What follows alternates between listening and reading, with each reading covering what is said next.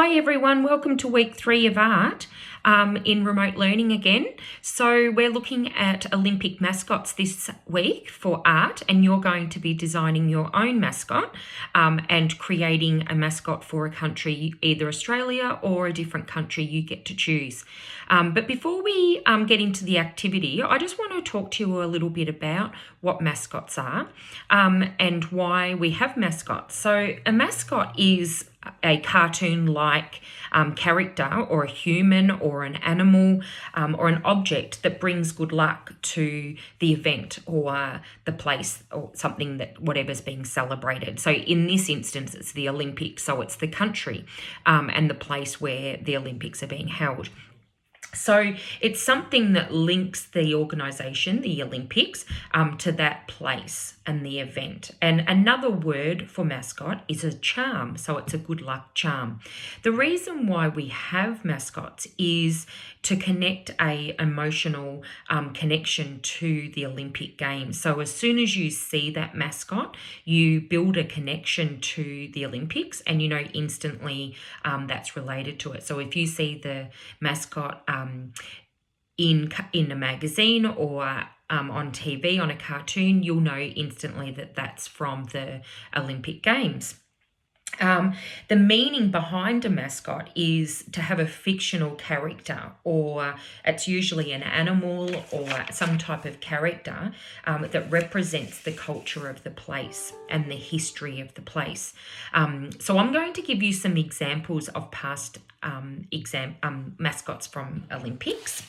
The first one is in 2000. I'm going all the way back to 2000, and you probably can name where the Olympics were held in 2000, and it was Sydney. So these guys here were the Olympic mascots. So we've got an echidna, a platypus, and a kookaburra.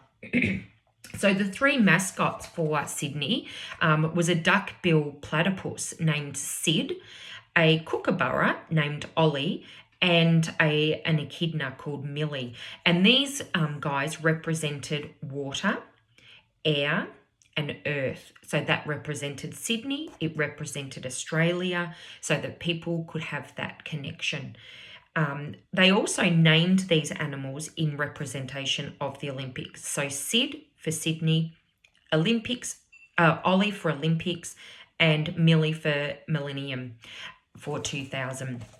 The next Olympics, which was in 2004, can you name it?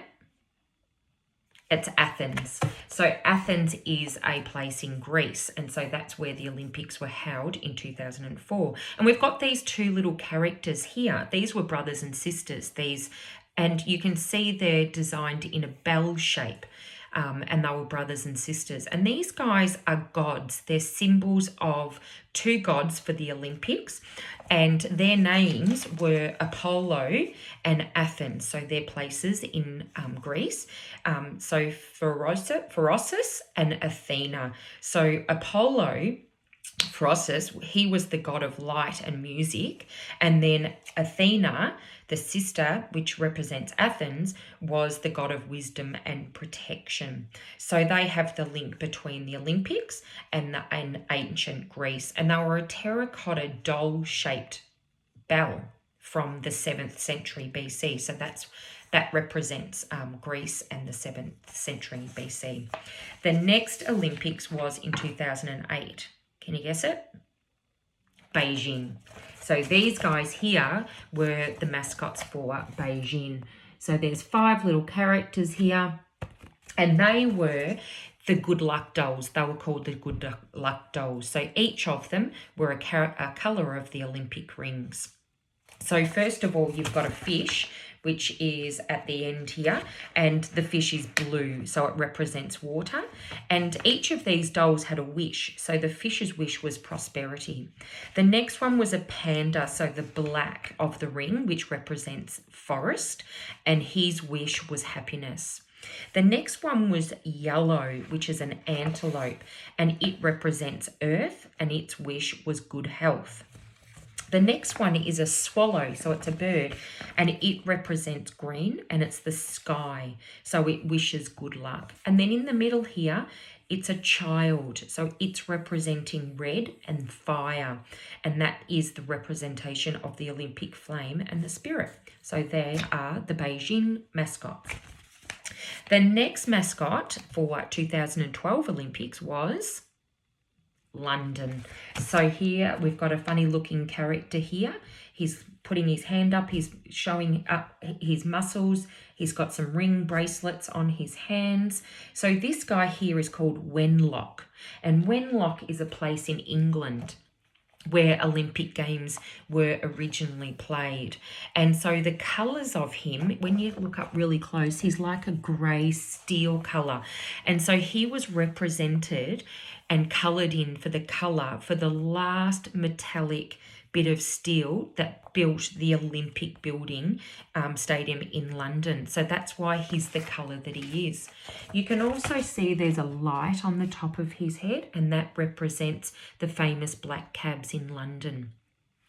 Also the shape of his forehead, so it's kind of a curved look, and that is the stadium roof. So if you look at London Olympic Stadium, it will be a curved roof.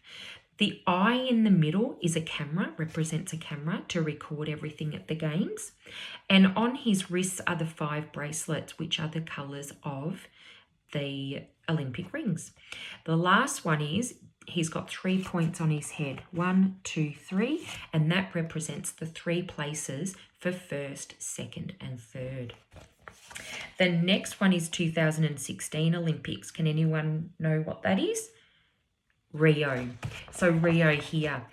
So Rio was a funny character that looked like this, and he represented Brazilian, and a poet and a famous person. So he's a mix of all different colours, and he is a mix of pop culture, Brazilian animals, video games, and animation cartoons characters. And he represents diversity of all of the Brazilian people and their culture. So that's what he represented. He's kind of like a superhero, isn't he? He's got a superhero stance. And we've got the last Olympics, which is in 2020, but it's being held in 2021 because of COVID last year. And it is in, you guessed it, Tokyo. So we've got these guys as our mascots for Tokyo. So the reason why we've got 2 is we've got a male and a female, and a Japanese character for the future and for eternity. So it's meaning the everlasting hope in the hearts of everyone around the world. So the indigo blue is the Tokyo logo. So if you look up the logo, it's all blue, royal blue. And the pink character here is to represent the cherry blossoms, the trees. These 2 characters are a tribute to respect the tradition and modern innovation of Japanese culture. And they're cheerful and fun and happy-go-lucky characters that have a sense of integrity. They have a very special power, though. Do you know what it is? If you didn't guess, I'll tell you. It is the special power to teleport anywhere. So these guys can teleport anywhere they want. So these guys here are the mascots for the Olympics this year. Now it comes to your activity. Your activity is to design your own team mascot, so your country mascot. So think of a country that you'd like to go to. It could be Australia that you'd like to do your mascot to. What are they famous for?